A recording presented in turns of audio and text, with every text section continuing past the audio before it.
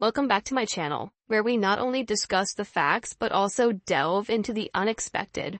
As far as I know, Julie Burchill criticized Meghan Markle, calling her a two-bit hustler with delusions of adequacy. Following the Sussexes' departure from the royal family in 2020 and their subsequent ventures into the entertainment industry, their projects have seen mixed success. Their podcast with Spotify was cancelled, and recent Netflix projects have not replicated the success of their 2022 documentary. Despite the initial popularity of Prince Harry's memoir, Spare, his criticisms of the royal family have drawn significant backlash. Exactly. I'd like to take a little deeper look at the deals that Harry and Meghan signed when they first started their new life in the US. These deals don't seem to have worked out as well as they hoped. Edward, what do you think caused these projects to not work out as well as they hoped? Part of it may be that expectations were too high, and part of it may be that reality didn't live up to them. When you leave a big brand like the British royal family, you lose a huge amount of natural support and have to rebuild from scratch. The initial deals with Netflix and Spotify seemed like a big move, but it turns out that not every show can be as successful as its own episodes. In short, they don't have the capacity, they don't have the skills, they don't have the ability to do it well. We're getting a pretty clear picture of the challenges Harry and Meghan have faced as they try to transition from the glamour of the royal family to the harsh realities of American showbiz. Are they overestimating their abilities? Exactly. Think about it. When you're part of an empire with hundreds of years of history, like the British royal family, you can make a film about brushing your hair that people will watch. But when you're just a couple who've been scandalized by leaving that empire, it's a different story. Suddenly, you have to create value for yourself. And it's clear that Harry and Meghan overestimated their ability to do that. They tried to present themselves as creative content producers, but it turns out that making movies is not as easy as being a prince or princess. With Netflix and Spotify, they signed deals that were attractive on paper, but the paper never tells the whole story. The reality is that you can't sell a product on reputation alone. It needs substance. That sounds like something they are lacking. Are they focusing too much on visuals rather than actual content? Yes, they are so caught up in creating a glamorous image of an independent, free life that they forget that even in showbiz, content is king. You can have a perfect start with fame, but if you don't have anything to keep your audience engaged, you will quickly be forgotten, and that seems to be what is happening to them. Clearly, Meghan and Harry took a risk by leaving the safety of the palace to conquer Hollywood. They haven't fallen off the wagon, but they've certainly stumbled. It's fascinating to watch a prince born into the lap of royalty now try to find their place in a world where talent and creativity are the defining factors. Sometimes life isn't an uninvited tea party. It's a brutal audition where no one is willing to applaud you if you don't deserve it. I don't think it's risky. It comes from ambition and stupidity, and they certainly have to pay for their mistakes. Do you think Harry and Meghan's show is running out of steam?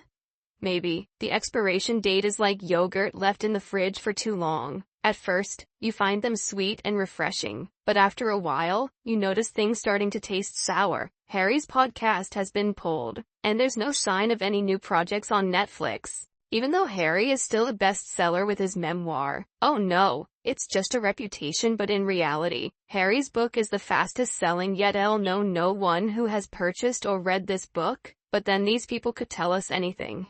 For one, do not believe Spare had high book sales or was the fastest selling.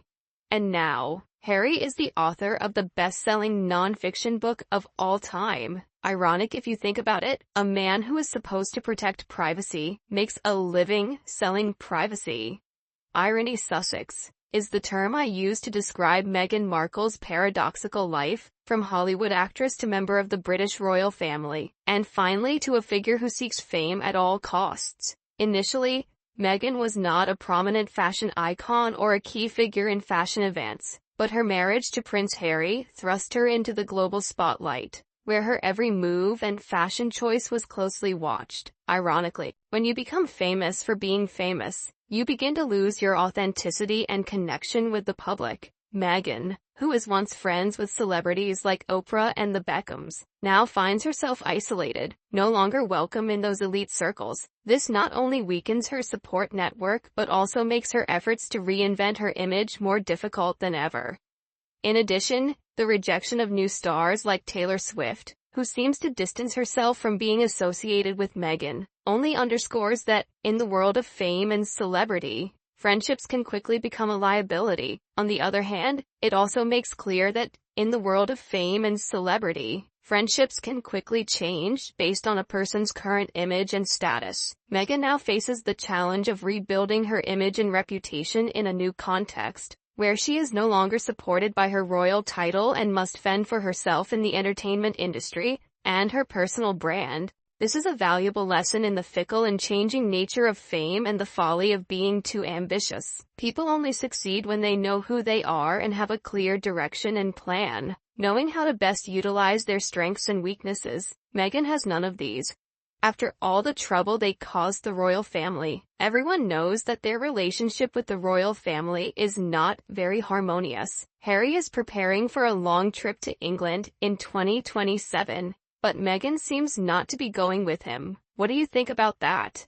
I think it's like an old movie that's been played over and over again. People are used to it, and the novelty of it has worn off. Tax-funded security is also a hot topic, and Harry has said he can't bring his family to the UK because of safety concerns. The story just keeps repeating itself, without wanting to sound too harsh. Truly a tired old trick dog and pony show. Invictus Games needs to cut ties with Harry and Meghan, using them for legitimacy, pretty much shunned by high society, the royal family, and the A-listers, one would think, and for pretty good reasons. Harry is one of the most privileged men of any generation, born with a king-sized silver spoon in his gob, and a massive chip on his shoulder, because he was spare. Despite every privilege and door being open to him that money and high connections could provide, hitched to a previously unknown D-list of cable TV actresses, my neighbor compares this toxic duo to Aunt Sally and Wurzel Gummidge. At the Scarecrow Hop,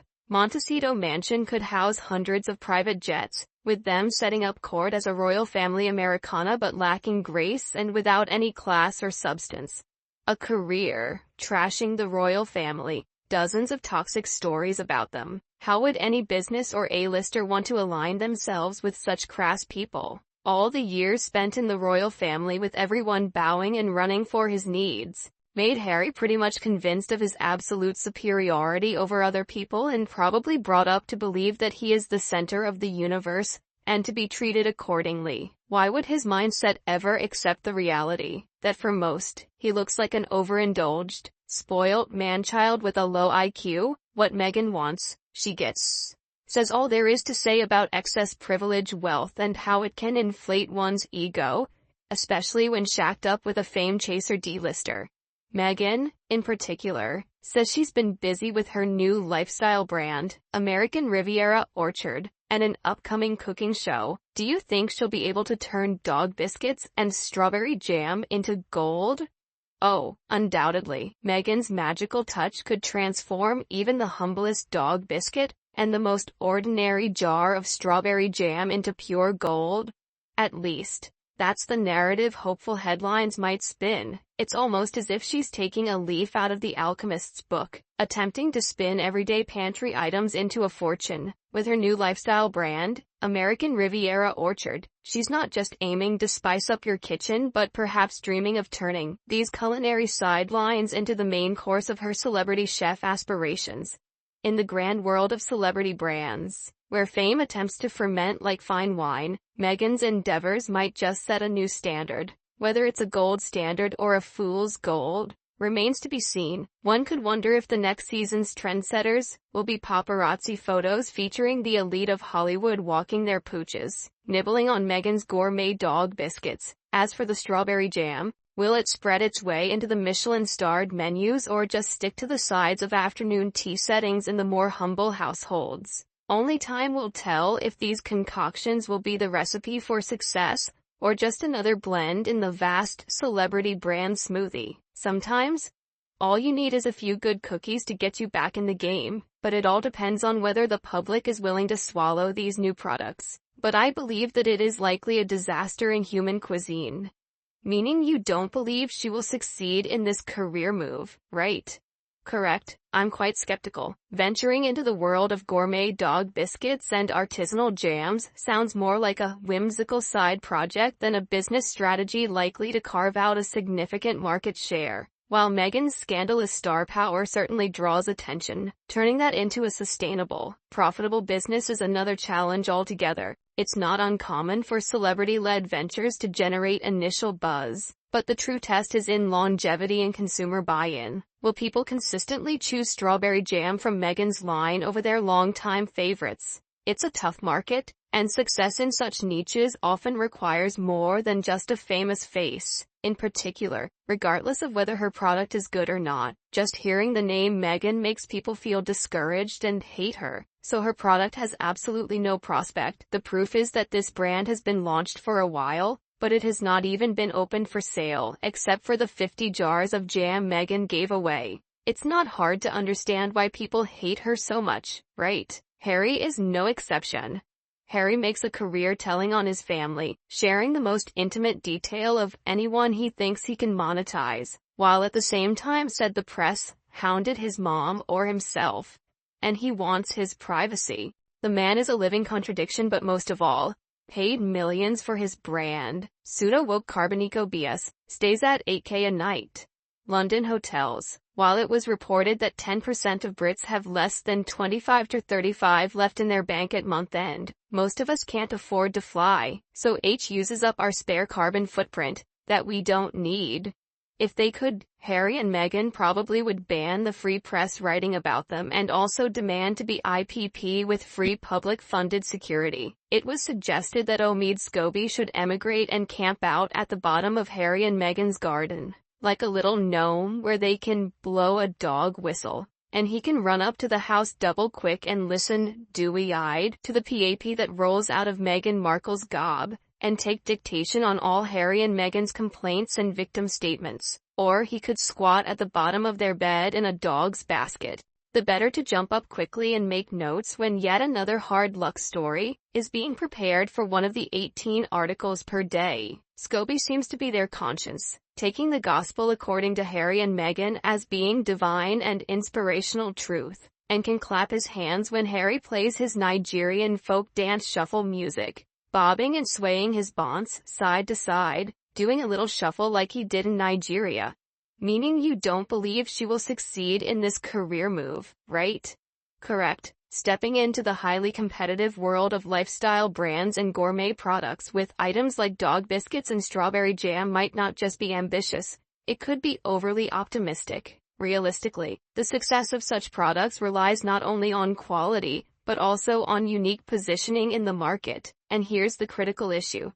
Despite Meghan's fame and following, leveraging celebrity status into a sustainable, profitable brand in a market saturated with both artisanal products and celebrity-endorsed goods is incredibly challenging. Historically, many celebrity-led business ventures have struggled to maintain momentum after the initial curiosity fades. Consumers are savvy, they seek authenticity and quality, especially in the food and lifestyle domain. The novelty of buying a product associated with a celebrity might attract initial sales, but long-term success depends on the product's intrinsic value and competitive pricing, areas where many celebrity brands fail to deliver consistently. Furthermore, the notion of turning everyday items like dog biscuits and jams into a luxury or must-have product often requires a market disruption or a significant value proposition, which seems missing here. The gap between celebrity enthusiasm and market reality can be vast, and without a solid business strategy that goes beyond the allure of fame, Meghan's venture into these waters is likely to face significant hurdles, potentially culminating in its inability to achieve lasting success. The funniest thing is that Meghan keeps screaming that she's unsafe in the UK, but in reality, it's her and Harry who are putting royal family in danger. Well, that statement just about sums Rachel up, doesn't it? As for concerns over security, why would she require greater protection here than she gets in the US? There would be more reason to be concerned if the fear was warranted, which it isn't. It does appear that some noise and threats have increased since our illustrious, world-renowned aviator Henry bragged about his exploits in Afghanistan as a chess player. It's therefore fair to assume it is he alone that has put his family at risk and no one else. Despite this, the UK government has already confirmed they will provide risk-based coverage for him, his wife, and the kids, so he has nothing to worry about. Thousands of dollars are spent on clothes and private jets, while everyone else is working all hours, maybe in customer-facing roles in retail, in a factory, or spending hours on the phones in sales or driving jobs with no toilet facilities and exposed to the elements, or maybe an ambulance crew working 24/7 354 shifts, under extreme stress, while the two grifters are on permanent vacation, spending more in a week than people earn in a year, and they still think Brits want to queue up and wave at them if they turn up. Just their grinning pics posted everywhere and all about what they want and what they deserve. Has anyone trashed the royal family as much as this man? Lived a life of such absolute wealth and privilege, and then played the victim. What was his allowance when he was in the royal family? $1 million a year from his dad and living in a royal grace and favor property, hardly struggling to pay bills, gas, and electricity like the public, is it? All you see is this toxic pair jetting around on holiday and chasing fame. There is a difference between fame and notoriety. They either don't seem to understand that, or more probably don't care. What is worth mentioning here, Julie Burchill criticized Meghan Markle, calling her a two-bit hustler with delusions of adequacy. A two-bit hustler is describing someone else as a two-bit hustler. Anyway, don't normally like Julie Burchill, but this is an excellent appraisal of Meghan of delusion. It's doubtful Meghan's diaries contain much genuine and interesting notes to generate a book, judging by her brief acquaintance and interactions with senior royals. She never managed to break into Princess Catherine's inner circle of friends. Prince William gave her short shrift soon after her marriage, and the late Queen was not someone you dropped in on for coffee and gossip. She will also need to be wary. With Prince William now being lauded as the disciplinarian in the family, she may find he is not so willing to allow her lies to go unchallenged. No, I'm so glad there are a few heroes in the media like Julie Burchill, Maureen Callahan, Bill Simmons, and it seems also Ulrike from ZDF, Harkle's documentary, etc., who are not afraid of the Harkles and ignore their propaganda. Now we need a channel or journalist who will surprise them with not asking the Harkles what they want the journalist to ask them, but ask the Harkles in a live show what is needed to honor the truth, to stop the Harkles from, without any consequences, being able to damage the royal family, monarchy and UK citizens year after year out of revenge and arrogance. The truth.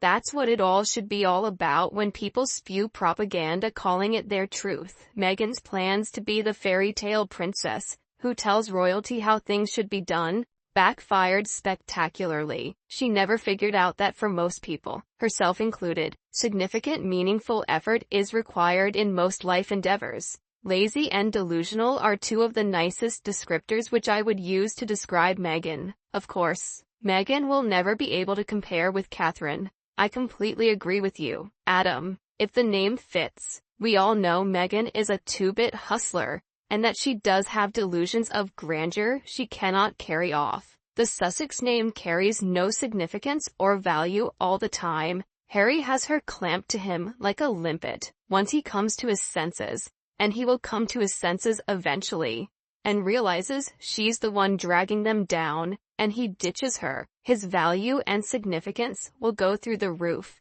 and he'll likely be welcomed back into the royal fold with open arms. His debt to the British people, however, may take a little longer to pay off. So, to describe Meghan in a nutshell, what would you say?